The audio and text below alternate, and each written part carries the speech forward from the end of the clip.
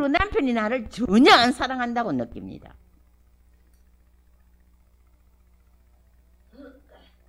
그런데 이 사랑의 언어가 함께 있는 시간이 그 사람 중요시 안 여길 때에는 그래 내 남편은 바쁘니까 시간이 없으니까 아이고 뭐 그래도 이 생활비 갖다 주는 거면 어디야 감사하지.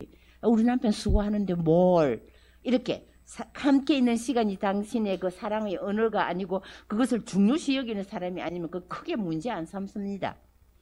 그런데 그 언어인 사람은 그걸 중요시 여기는 사람은 삶에 의욕이 없어집니다.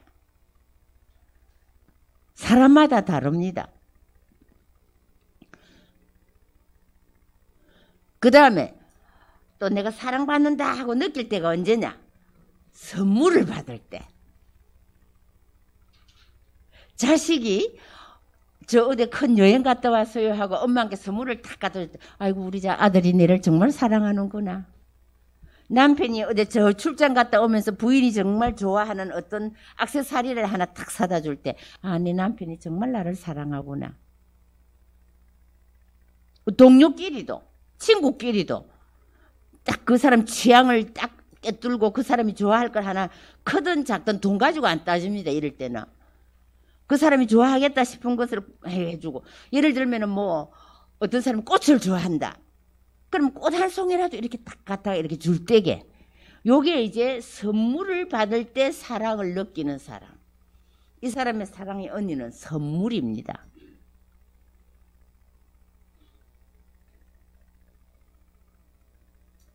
그 다음 봉사.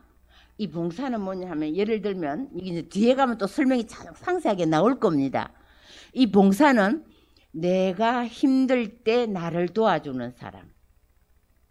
내가 이거 좀 누구한테 도움을 받았으면 좋겠다 하는데 알아서 먼저 와서 해주는 때.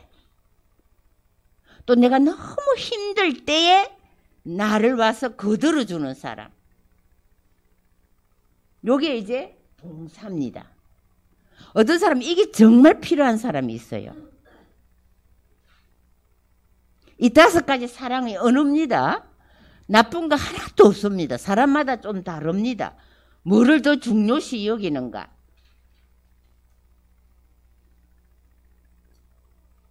그 다음 5번째 사랑의 언어 스킨십. 우리가 아이도 사랑할 적에 어떤 아이는 쓰담쓰담하면서 야 예뻐 예뻐 하면 아이가 그냥 하고 좋아하는 아이가 있느냐면 잉 하는 아이도 있잖아요. 그죠? 그렇죠? 그래서 이게 다 사랑의 언어가 다르다는 겁니다. 예. 어떤 사람은 보면은 막 좋으면은 막 호들갑을 떠서 막 야단을 치고 이러잖아요. 근데 어떤 사람은 그걸 좋아하는 사람이 있는가 하면은 그렇게 하면 너무 그냥 싫은 사람이 있어요. 여기 이제 각자 사랑의 언어를 중요시 여기는 게 다르다는 겁니다. 이해가 갑니까? 안 어렵죠? 네. 예. 자, 그럼 이거 외워놓으세요. 인정하는 말, 함께하는 시간, 선물, 봉사, 스킨십, 사랑의 언어 5가지. 예.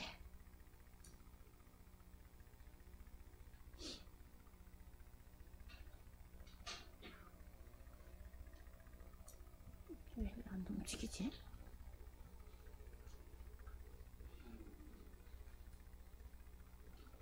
자, 아까 하나하나 이제 지금 생각 가면서 이제 이렇게 해드리겠습니다.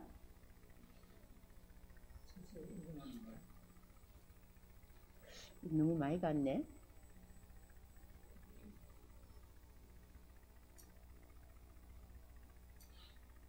예.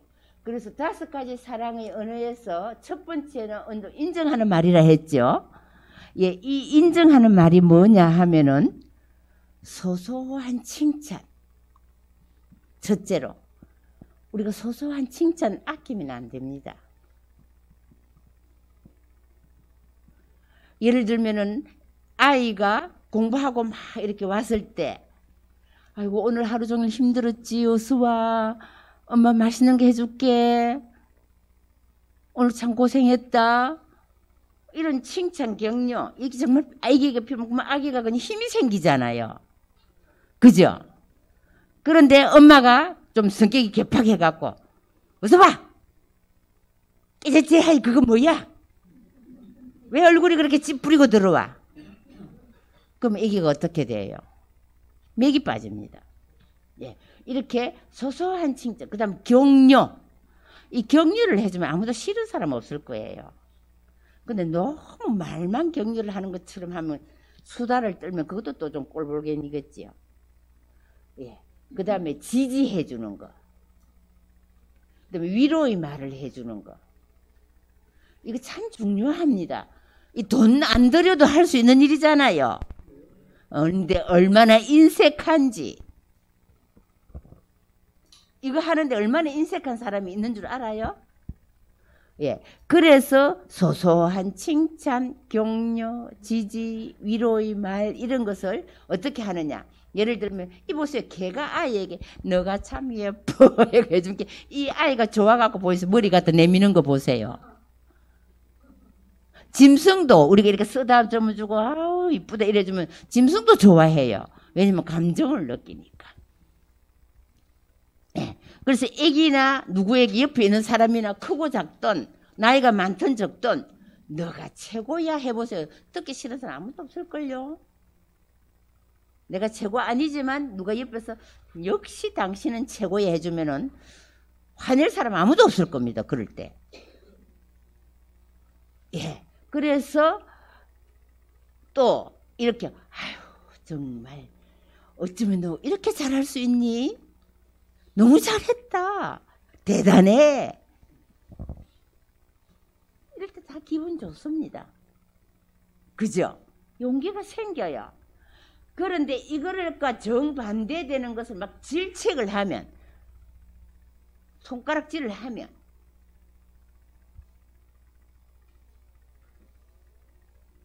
막 지적질을 하면 마음이 상합니다. 기분이 나빠요. 용기가 착 가라앉습니다. 그래서 우리가 사랑의 언어의 첫 번째 언어 인정하는 말 이거 야박하게 인색하게 사용하면 안 됩니다. 그렇다고 해서 막 마음에도 없는 그냥 막 빈 껍데기 말 폭포수처럼 쏟아라는 말도 아닙니다. 애정과 사랑을 담아서 할 수 있을 때 기쁘게 해야 된다는 겁니다.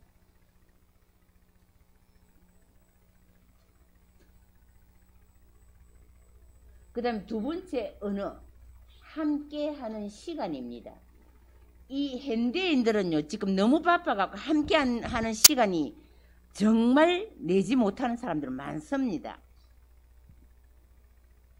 어떤 엄마가 뭐 가족들하고 이렇게 함께하는 시간도 내기가 힘든 엄마가 있어요. 그러면 뭐 사업한답시고 아버지도 그렇고 새벽녘에 나갔다가 밤중에 들어오는 아버지 자식들 얼굴 보기 힘들고 자식들도 아빠 얼굴 보기 힘들 때가 많습니다. 어제 제가 그 같이 삽시다 하는 박원숙의 그 이제 드라마를 제가 시간 될 때마다 봅니다. 거기서 배울 게 많더라고요. 그 보니까 그 박술려 한복 전문가 세계에서 그 명문가 그 사람이 뭐라 하느냐 하면 자기가 너무 시간이 없고 바빠가지고 자기 자식들을 한 번도 이렇게 안아준 적이 없다고 하면서 울더라고요.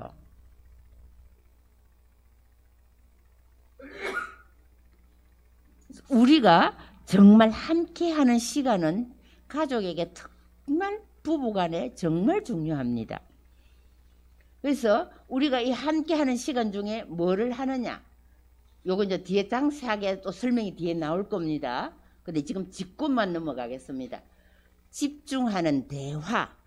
우리가 함께 이제 이렇게 이야기를 하고 있는데 서로 우리가 이렇게 집중할 때 어떻게 됩니까? 눈과 눈이 마주치게 되지요.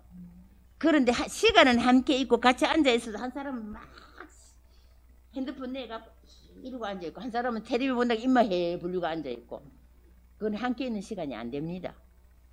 서로 눈과 눈, 마음과 마음의 교류가 함께 할 수 있을 때 함께하는 집중하는 대화가 이루어질 수 있어요.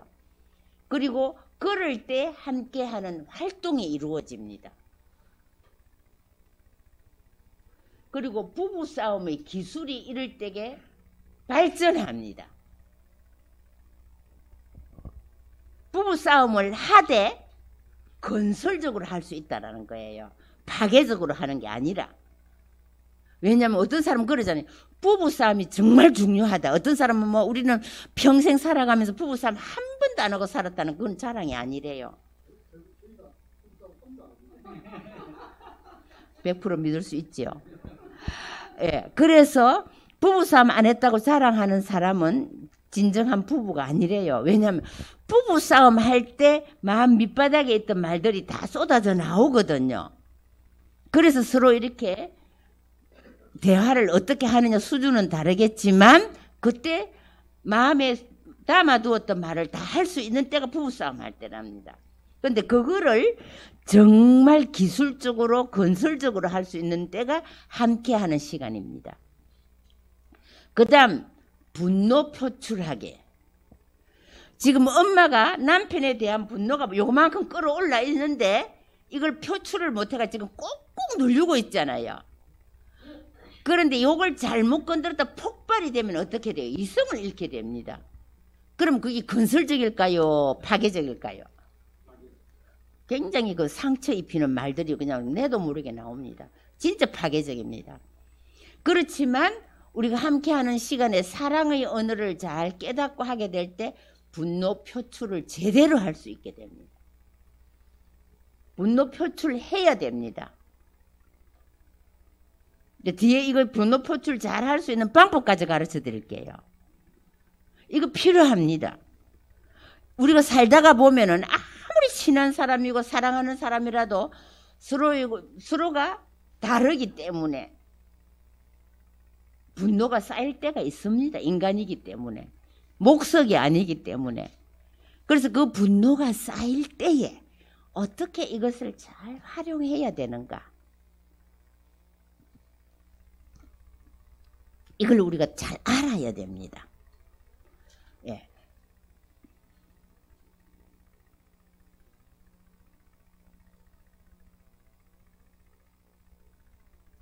그래서 이제 지금 하나하나 짚어 넘어가겠습니다. 여기 보면 함께하는 시간. 이 함께하는 시간에 우리가 어떻게 해야 되는가? 상대방에게 온전히 관심을 집중시켜야 됩니다. 그냥 몸만 옆에 같이 있다고 그거 안 됩니다. 그럴 때 핸드폰 놔놓고 텔레비 끄고 정말 같이 얼굴과 얼굴을 바라보면서 눈과 눈을 마주치면서 정말 마음과 마음의 교류를 이루도록 해야 됩니다. 함께하는 시간일 때. 그 다음에 둘만이 오붓하게 대하여 산책을 하든지 그 함께하는 시간은 꼭 방 안에 앉아 있으라는 것만 아닙니다.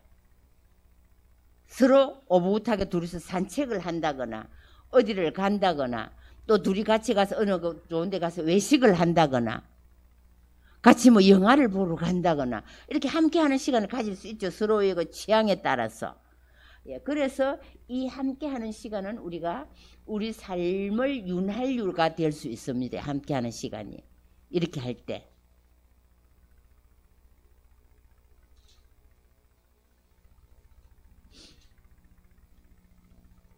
그리고 우리가 대화를 잘하기 위해서 어떻게 해야 되느냐. 대화를 잘하기 위해서는 잘 들으면 됩니다.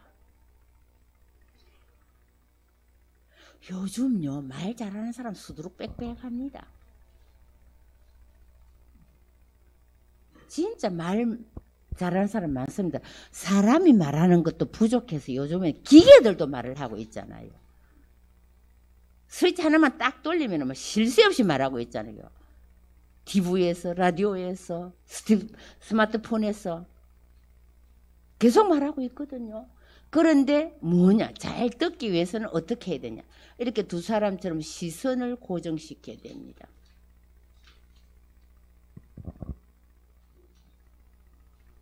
우리는 이야기하면서도 가족이 5명이면 5명이 다 스마트폰 들고 각자 자기 하는 거 하고 있다 하거든요. 그리고 뭐 대화할 때에도 방에 앉아 있으면서도 뭐 말하고 싶은 게 있으면 메시지 보낸대요. 예. 그래서 정말 우리가 대화를 잘하기 위해서는 상대방의 시선을 고정시키고 상대방의 말을 들으면서 동시에 다른 일을 하지 않는다. 이거 굉장히 중요한 겁니다.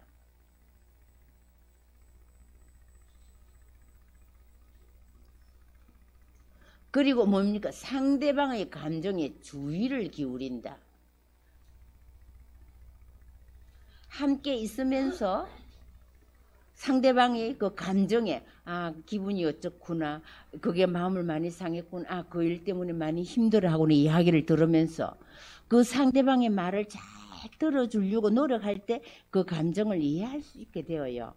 근데 내가 막 스마트폰하고 내 다른 잡생각하고 내 뭐 궁리하고 뭐 그냥 계획하고 앉았다가 부인이 무슨 우는 사람은 그까 생각하고 왜 그래 시끄러, 만정 떨어지죠. 딱 말하기 싫지요. 네. 그래서 상대방의 감정에 주의를 기울여야 됩니다. 같이 함께 있다라는 것은. 예. 그리고 바디랭귀지를 주의 깊게 봐라. 바디랭귀지가 뭐죠? 우리 손짓, 발짓, 막 몸짓 이런 게 다 바디랭귀지요. 어떤 사람은 그냥 막 긴장하면은 막 이러는 사람이 있고, 어떤 사람은 막 입살을 깨무는 사람도 있고, 어떤 사람은 막 이러는 사람도 있고, 어떤 사람은 막 몸을 막 뒤트는 사람도 있고, 막 다르잖아요. 그죠? 각자가. 예, 그래서 그 바디랭귀지를 주의 깊게 보면 그 사람이 이해가 된다는 겁니다.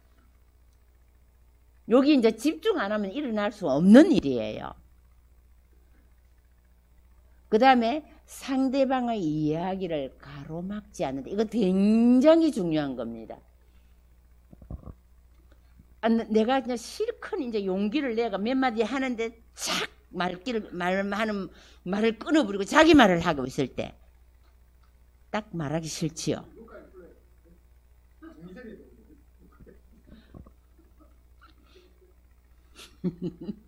예. 그래서 상대방이 이야기를 가로막지 않는 것. 안 그러면 어떤 사람이 막 부인이 너무 애기 때문에 하루 종일 지쳐갖고 할 때 애기가 어쩌고저쩌고 하는데 그 부인 말을 쫙 무시해버리면은 끝까지 것 같고 집에서 놀고 먹으면서 그것도 안 해? 이래버리면은 만정 떨어져요. 아이고 힘들었구나 애기 보느라고. 그래 애기 보는 게 보통 일이 아니지. 많이 힘들었지. 내가 못 도와줘서 미안해. 이해하는 말이 천냥빚을 갚잖아요. 근데 그 말을 쫙 가로먹어버리면서 자기 것 갖고 쫙 억눌러버리고 억압을 하려고 통제를 하려고 하면은 다시 대화가 안 됩니다. 이거 함께 있는 시간이 아니라 지옥 같은 시간이 됩니다. 이는 부모 자식 간, 친구 간, 동료 간, 직장인 간 어디에든지 다 해당되는 겁니다. 내 잘났다고 교만하게 뻐기는 사람하고는 친한 친구가 별로 없습니다. 그리고 그 사람하고는 내 속마음을 털어놓지 않습니다. 안 어렵죠? 네. 이보다 더 쉽게 할 수는 없습니다. 내가 잘하는 게 아니라 이거 정말 잘 꾸몄더라고요. 보니까요. 예.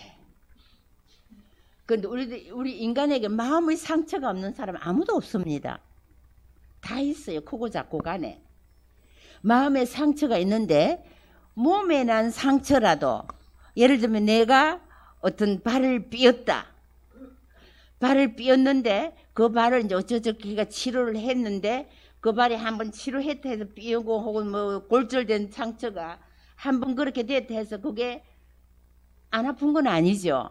비가 올라오면 아프고 그 옆을 이렇게 탁 때리기만 해도 아프고 다 나은 상처도 아픕니다. 예, 쭉 그래 아픈데 과거에 난 상처라도 지금 우리가 또 이렇게 아프기 때문에 지금 치료를 받아야 됩니다. 근데 부인이 그냥 옛날 상처 남편에게 크게 상처를 받아가 지금 마음에 상처기가 커요. 진짜 힘들어요. 어떤 때는 너무 아파요. 그냥 마음이. 그래서 어느 날 조금 분위기가 된 것 같아서 남편이 제정신이고 조금 내게 관심을 기울여주는 것 같다 싶어서 부인이 어렵게 쓰리 그 상처를 이렇게 끄집어내서 말을 하면 지가 한 것 갖고 왜 그래? 다 지나갔잖아. 그 몇십 년 지나도 내가 그 오래 먹을 거야? 이런 사람 있잖아요. 그러면은 더 이상 대화가 안 됩니다. 더 이상 그 상처를 치료할 수가 없습니다. 예. 그래서 그 지나간 상처도 치료를 해야 됩니다. 서로 같이 있는 시간을 통해서. 아, 그때는 미안해. 내가 그냥 진짜 정신없이 그냥 행동했네. 정말 미안해. 용서해줘. 진심 어린 사과. 그래. 그때는 네가 얼마나 힘들었겠니. 이렇게 인정하는 말. 이래주면서 그 상처를 치유를 해줘야 됩니다. 근데 그걸 안 하고 그냥 무시하거나 깔아뭉개거나 통제하려고 하면 상처는 영원히 아물지 못합니다. 그리고 마음의 상처도 마찬가지예요. 몸의 상처뿐만 아니라. 그죠?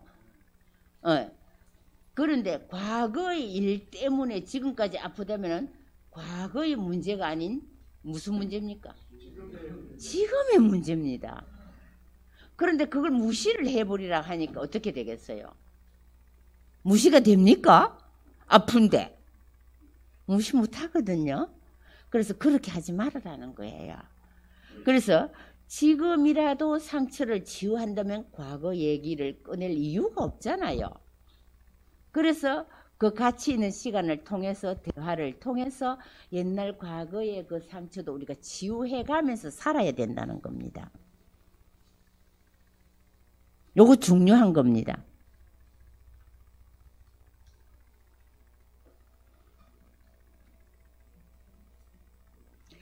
그 다음 이제 대화 치료 방법. 아주 상세하게 나옵니다, 지금. 대화 치료 방법. 이게 어떤 거냐 하면 유도작전 하라는 겁니다. 예. 오, 하 원장님 잘 보이소?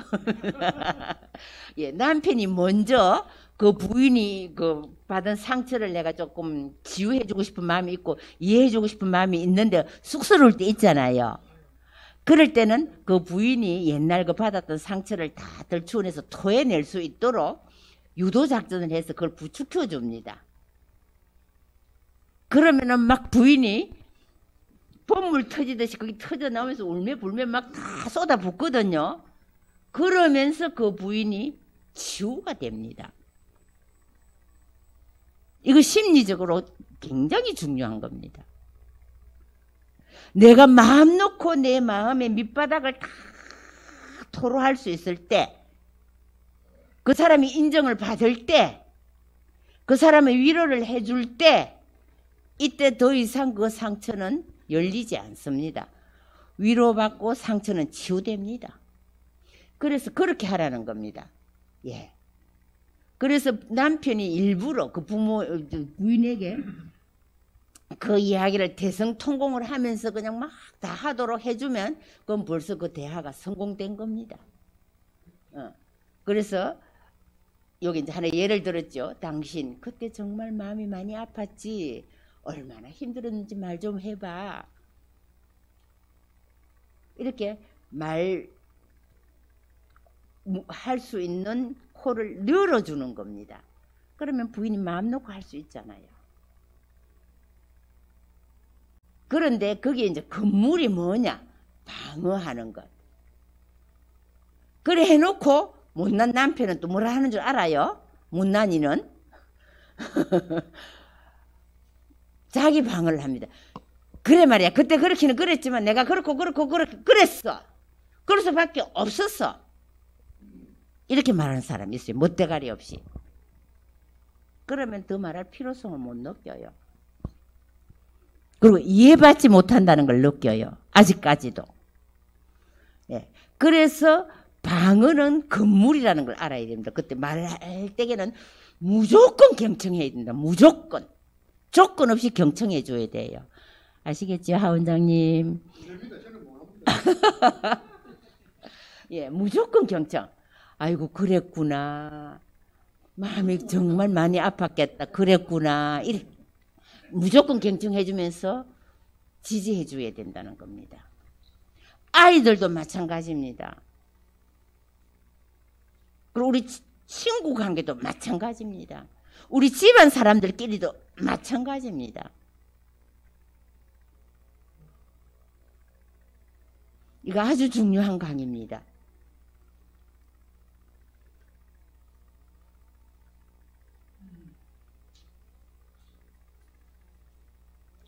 그런데 이제 이런 걸 할 때에 어떤 때 우리가 분노를 표출하는 게 건설적으로 하면 아주 좋은 게 됩니다.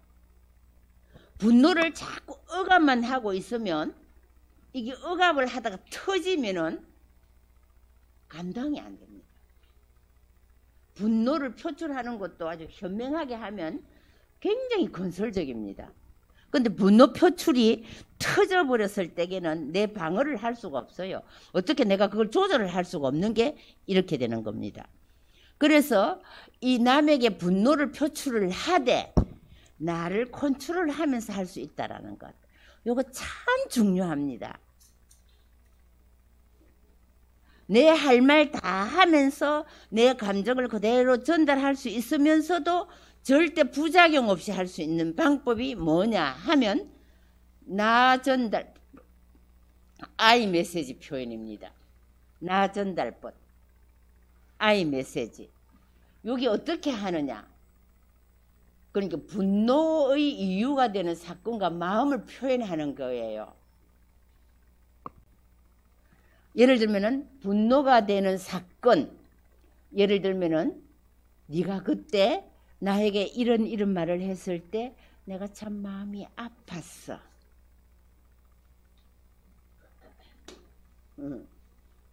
내가 정말 속상했어.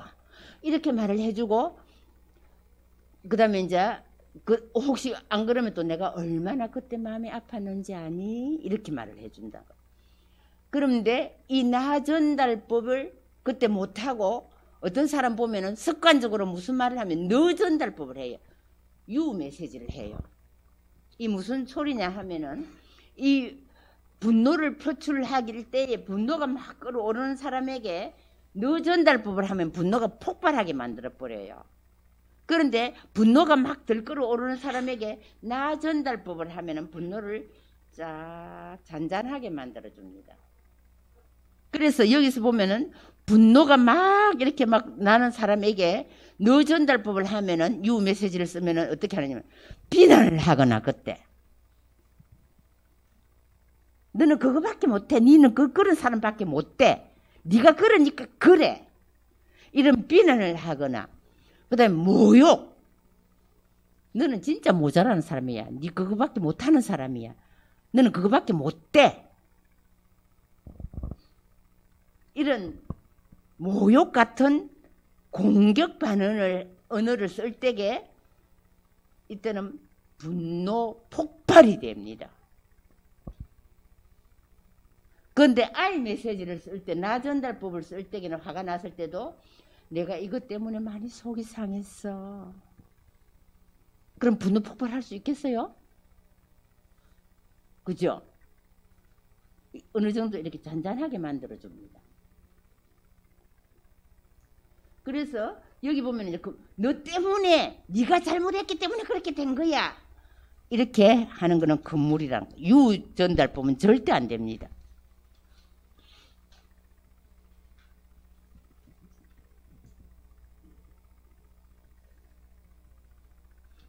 그럼 나 전달법을 어떻게 하는 거냐?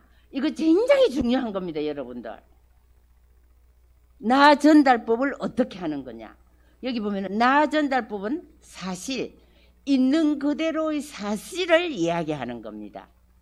지금 있는 사실 그대로 팩트를, 사실 그대로를 먼저 이야기하고 그 다음에 나의 감정, 내가 이런 말을 들었는데 이 말을 들을 때 마음이 참 아팠다. 마음이 쓰라렸다. 그 다음에 구체적인 바람, 다음에 이렇게 될 때에 나한테 이렇게 해주면 좋겠다. 내 바람을 말해주는 겁니다. 이런 사람 잘못했다고 덤벼들 수 있겠어요? 예, 요게 이제 나 전달법. 그래서 이 사실을 말하고 감정을 말하고 그다음 바람을 순수대로 표현하는 이것이 나 전달법입니다. 한번 해보실래요? 원장님 한번 해보세요. 예를 들면 골롬바가 원장님에게 막 불평을 했습니다. 그러면 이제 나 전달법을 한번 해보세요. 아가리 합쳐! 아가리! 말을 크게 하니까 내가 지금 손이 상한 것 같아. 말 사이사이 하면 어떨까? 아가리 합쳐! 이렇게 하면 안 되고요. 그렇지. 그 다음에 바램은 어떻게 말하겠어요? 네. 내가 뭐를 원하는지 네가 그렇게 하지 말고 다음에 어떻게 해주라.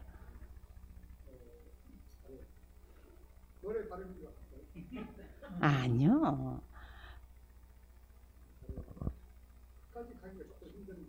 조금 힘듭니까? 아주 완전히 납득이 안 되셨군. 한번 해보실래요? 예를 들면은 가족이 나를 속였다. 내게 막 나쁜 말을 험담을 내가 들었다. 그러면 어떻게 하겠어요? 나 전달법을 내 상대에게. 당신은 말을 그따구밖에 못해? 그거는 방어잖아요. 네? 그거는 건물이라 했거든. 나 전달법을 하라고.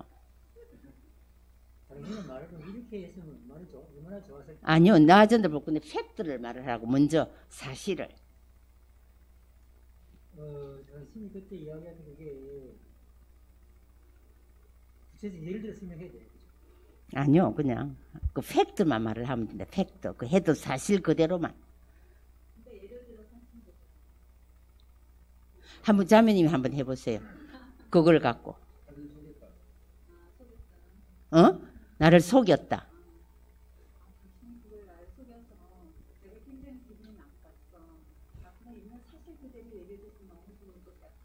옳지.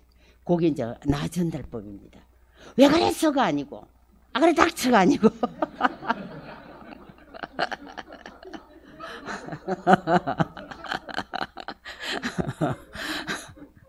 예, 이게 사실, 감정, 바람. 다시 요 뒤에 나올 겁니다.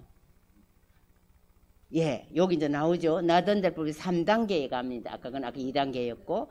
이제 팩터, 감정, 필링이죠. 바람, 원트. 그죠?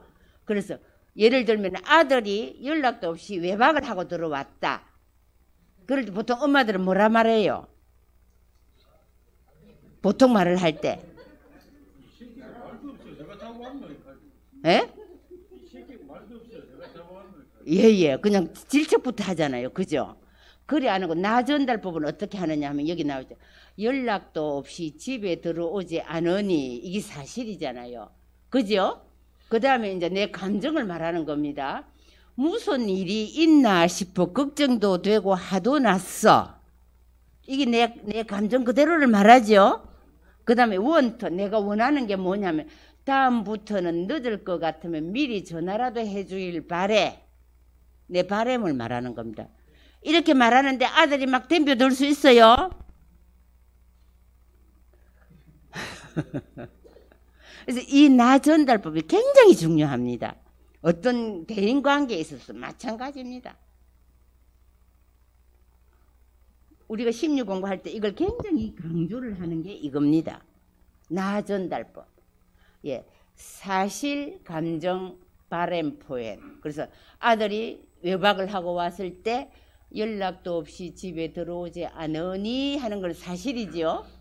그 다음에 무슨 일이 있나 싶어 걱정도 되고 화가 났어. 감정 그대로 필링을 말하죠. 그 다음에 바람, 원터. 다음부터 늦을 것 같으면 미리 전화라도 해주길 바래. 내 바람을 그대로 다 말해줍니다. 그러면 이 아들에게는 첫 마디 막 춘 것보다 오히려 이게 효과가 있습니다.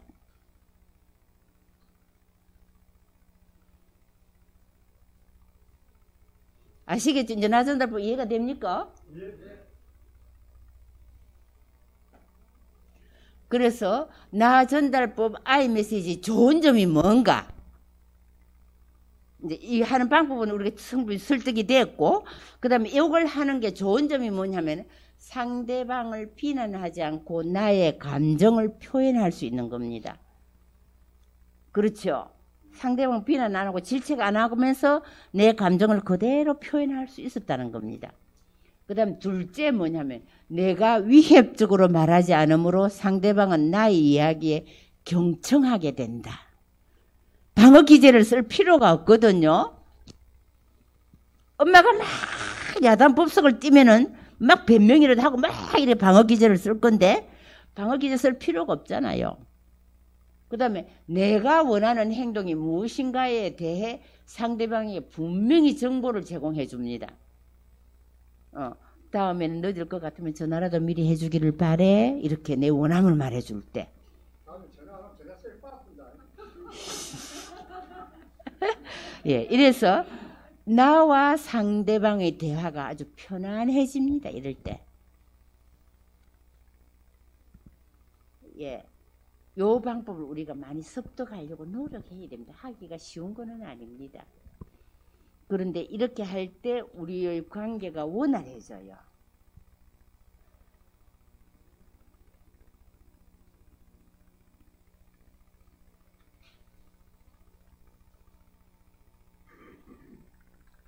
예. 그런데 어떤 사람 보면 머리만 이야기하고 가슴이 없는 사람이 있어요. 이것도 문제입니다. 자, 그거 우리 경상도 사람들 좀 이렇게 머리만 이야기하는 멋대가리 없는 남자들. 자, 보면은 우울증에 걸린 아내가 우울증에 걸린 사람은 모든 게 불안합니다. 솔직히. 그래서 그분이 어떠느냐. 부인이 남편 이제 퇴근하고 들어온 남편하고 뭐라 하느냐면 여보 나 가슴이 많이 아파. 우울증까지 불안하니까. 나 가슴이 많이 아파 하면은 이 남편이 그 부인을 이해해 주려는 마음은 하나도 없고 병원 가지 뭐 병원이나 가봐라. 집구석에 놀면서 괜히 할 일이 없으니까. 예. 그렇게 말을 하면은 이 부인이 어떻게 되겠어요? 얼마나 마음이 아프겠어요?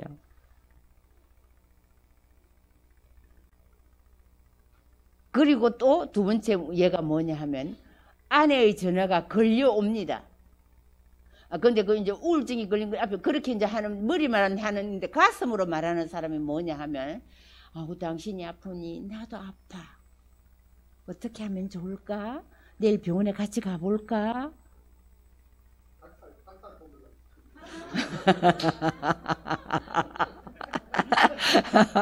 예, 이렇게 할 때에 사랑받는다고 안 느껴지겠습니까? 그죠? 위로받게 되거든요. 여기 이제 정말 머리로 하는 게 아니라 가슴으로 우리가 말할 줄 알아야 된다는 겁니다. 그 다음 두 번째 예를 한번 볼까요? 아내에게 전화가 걸려옵니다. 예. 그럼 왜 전화했어? 남편이 바쁘니까 이렇게 묻습니다. 그러니까 부인이 뭐래? 그냥 전화해봤어. 그러니까 남편이 무뚝뚝하게 특별히 경상도 남자들 쓸데없이 웬 전화질이야?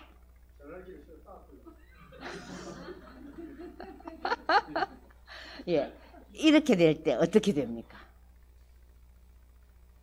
이렇게 하는 게 머리로만 말하는 겁니다. 머리로만. 근데 가슴으로 말할 때는 어떻게 해야 되냐? 바빠서 정신이 없었는데 이제 가슴으로 바빠서 내가 정신이 없었는데 당신 전화 받으니 좋네. 사랑 느껴요 안 느껴요? 무슨 일이 있는 건 아닌지 걱정이 되네. 인정받는 느낌이 들잖아요. 정말 가족이라는 느낌이 들잖아요. 말 한마디가 이렇게 다릅니다.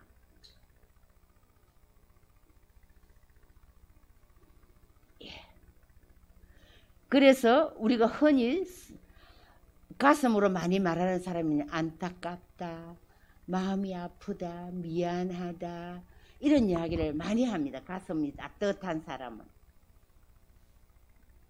그런데 우리 원장님처럼 가슴이 안 따뜻한지는 모르겠지만 전화기를 빡 뿌립니다. 아가리 닥쳐.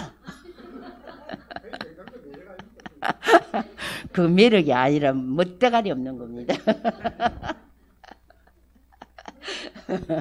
예, 그래서 우리가 가슴으로 말을 할 줄 아는 사람이 되도록 노력해야 됩니다. 예, 끊임없이 죽을 때까지 노력해야 될 거예요. 그래서 네가 그렇게 아프다 하니까 내 마음이 아프네.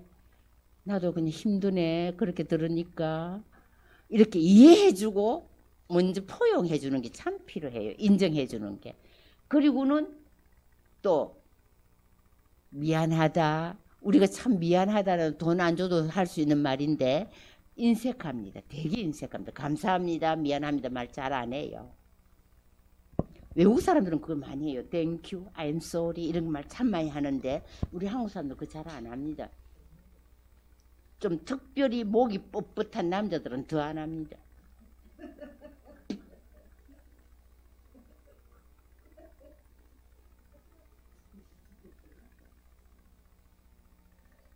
예. 그 다음에 이제 사랑의 5가지 언어에 대해서, 5가지 사랑의 언어에 대해서 이제 선물을 받아야 내가 사랑을 받는다고 느끼는 것. 아까까지, 지금까지는 우리가 함께 있는 시간에 대해서 말했죠? 예. 지금 이제 선물에 대해서. 시간이 많이 없네. 선물은 눈에 보이는 사랑의 징표지요. 내가 조그마한 선물에도 마음으로 가슴을 담아서 이렇게 사랑으로 줄 때 내가 사랑받는 느낌이 들잖아요. 그래서 그 다음에 이제 감사의 마음 표현입니다. 선물이라는 게. 그 다음에 마음의 표현. 이 작은 것이나마 내 받아줘. 그 다음에 이벤트 잘하게. 선물을 하되 그냥 탁 주는 거 아니라 이벤트를 작은 이벤트라도 하면은 굉장히 기쁘고 기분이 다르죠. 예, 그래서 이걸 좀 잘할 줄 알아야 된다 하는 이 말입니다. 그래서 너가 준 이 선물은 너무 특별해 소중하게 간직할게 하는 게 나옵니다. 사랑받는다고 느껴질 때. 지금 우리가 한 10분밖에 안 남았는데 제가 그냥 못하면 다음 시간에 와서 또 할게요. 예, 할 수 있는 데까지만 하고 제가 오늘 이 시간에서 이 테스트까지 다 하고 싶었거든요. 근데 이 테스트는 가져가서 여러분들이 체크를 해가지고 들고 오세요. 다음에 올 때에. 예. 다음 달 셋째 주.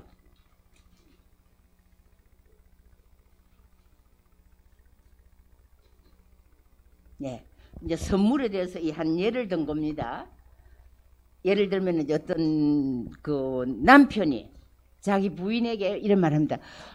날씨가 너무 추워서 너 조금 더 따뜻하게 보냈으면 해서 내가 사왔어 하면서 무릎 담요나 수면 양말이나 수면 바지를 딱 사다 줄 때게 부인이 어떻겠어요? 마음이 따뜻하고 사랑받는 느낌이 들지 않겠어요? 예. 근데 또 멋대가리 없는 부인은 돈도 없는데 왜 이런 거 사왔어? 이럴 수도 있거든요.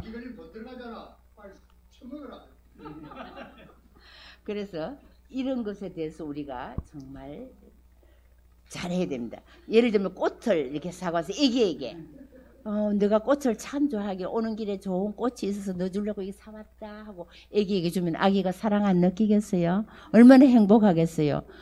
부인도 마찬가지고 뭐 애인들도 마찬가지고 너 꽃 좋아하니까 내가 너 주려고 이거 꽃 사왔어. 에? 도연이는 돈으로 주면 좋겠대. 사지만.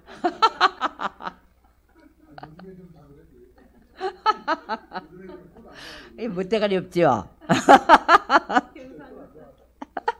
예, 그래서 선물이 제1의 사랑의 언어인 사람. 여러분들이 나중에 이거 검사하면 다 나옵니다. 그래서 내가 선물을 받아야만이 그 선물을 통해서 내가 사랑을 받는다고 느끼는 사람이 더 강한 사람이죠. 그 면으로. 그 사람에게는 상대방이 선물을 준비할 때 혹은 살 때 얼마나 내 생각을 하는지와 같은 나에 대한 마음을 즐겨봤습니다. 근데 선물이 내 사랑의 언어가 아니고 선물에 별 관심이 없는 사람은 돈도 없는데 왜 그런 거 사와? 도연이처럼 돈을 현금으로 주지. 이렇게 나옵니다. 선물이 사랑의 그 대상이 아닌 사람, 언어가 아닌 사람은. 예. 그런데 상대방이 선물을 준비를 이렇게 쭉 하는데 그들이 간직하는 것은 선물이 아니라 그 선물 물건 자체가 아니라 자기를 그렇게 생각해 주었다는 것. 자기가 그렇게 막 관심을 기울여 주었다는 그게 중요합니다. 물건 자체가 중요한 게 아니고. 그런데 그거를 또 표현할 수 있는 게 그 물건이었거든요. 그렇잖아요. 그래서 이거 무시하면 안 됩니다. 도인이처럼. 예. 그래서 추억이자 그 사람의 마음으로 느껴지기 때문에.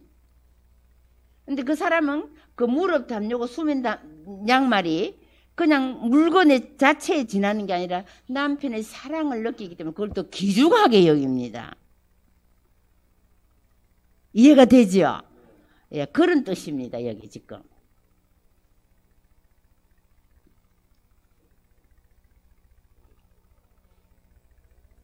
예, 그래서 여기 보면 진정한 이벤트라는 게 뭐냐? 아까 그 서로 듣는 그런 말 가운데 이벤트를 할 수 있다 그렇게 했죠. 선물을 할 때도. 이 이벤트가 뭐냐면 이벤트는 뭐 거창하고 비용이 드는 많은 프로젝트가 아닙니다. 우리가 사랑 표현하는데 막 돈을 많이 들이고 거창하기만 해야 그게 잘하는 거 아니거든요. 어떤 때는 아주 어떤 어머니한테는 내가 그 엄마가 평소에 좋아했던 어떤 음식 한 개를 싹 사다가 엄마에게 갖다 드리는 게 큰 이벤트거든요.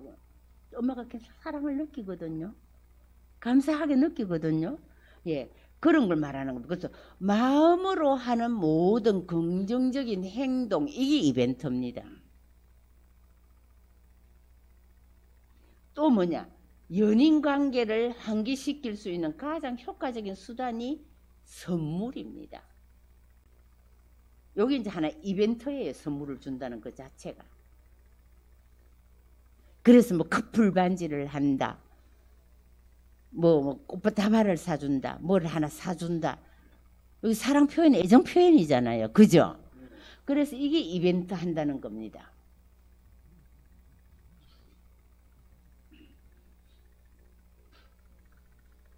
그래서 이벤트를 잘 하는 방법이 뭐냐? 무작위 보강. 무작위 보강. 란뎀 레인포르마션, 포르션 이렇게 멘트 이렇게 나오는데 예측할 수 없는 때에 하는 이벤트. 예측할 수 없는 때에 하는 이벤트. 생각도 안 했는데 해줄 때 그때 더 기쁘죠? 예, 그래서 예측할 수 없는 때에 하는 이벤트. 그다음 선물이 부부간의 행복 지수를 상승시켜 줍니다. 예, 꼭 예를 들면 예측할 수 없는 이벤트를 하는 게 뭐냐면은 예를 들면 뭐 결혼 기념일이다 할 때는 서로 이렇게 선물 주는 게 그냥 상례잖아요, 그죠? 그래서 그냥 그렇게 하는 것보다 뭐 의례적으로 하는 이벤트보다는 불시하는 것이 이벤트는 더 효과적이랍니다.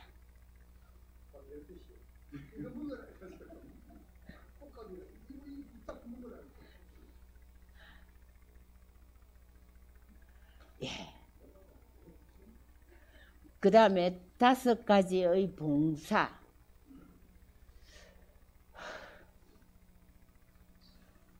시간이 7분밖에 안 남았는데 이걸 끝내기도 다음 주에 할까요? 예, 왜냐하면 또 뒤에 또 프로그램이 있더라고 내가 들어보니까. 그러면은 다음 주에 와서 5가지 언어의 4번째 언어인 봉사에 들어가겠고, 그 대신 이걸 오늘 준 요 프린트는 가지고 가서 여러분들이 조용히 체크를 해보세요. 예. 예를 들면 여기 있지요. 1번, 2번 해가 30번까지 있습니다. 이거 숙제입니다. 이 30번까지 있는데 여기다가 1번이면 1번 여기다 내가 체크를 하고, 아시겠죠? 2번이 나는 이러는 거 맞다, 이게 이렇다 하면 또 2번에 체크하고, 이래 해가지고 나중에 이거 이제 점수를 매기다 보면 내가 가진 사랑의 언어는 무언가를 답이 나옵니다. 그래서 이 테스트를 내가 나를 알 수 있게 되는 거예요. 예, 그래서 도움이 많이 될 수 있거든요. 예, 그러면 그렇게 하도록 하고 기도 하나 하고 선거 하나 하고 마실까요? 성모 울타리 1회 우리 밀빵 보고 계십니다. 이 빵이 참 빵 잘 만들어요. 참 진짜 고소하고 맛있어요. 근데 우리 여기 빵은 내가 먹으면 아무 탈이 없어요. 그래갖고 그래서 좋은 줄 알아요. 여러분들 이 빵 한번 구입해서 드셔보세요. 그러면 아주 건강한 빵. 아이들 요즘 너무 방부제 많이 들어간 빵들 먹으면은요, 그게 이제 황동 호르몬하고 연결돼갖고 애도 못 낳는 거예요. 그 중고등학교 때 다 망치는 거예요. 이렇게 건강한 빵, 귀양 먹을 거, 우리, 진짜 맛있다. 여러분들, 1회 우리 밀, 전화번호 밑으로 나갈 겁니다. 전화하셔갖고 택배 주문하시면은, 그리고 이거는 받자마자 바로 드셔야 돼요. 왜냐면, 한 2, 3일 지나고 나면 바로 곰팡이 나요. 냉장고에 넣으면 또 한 2, 3일은 또 되더라고요. 냉동실에.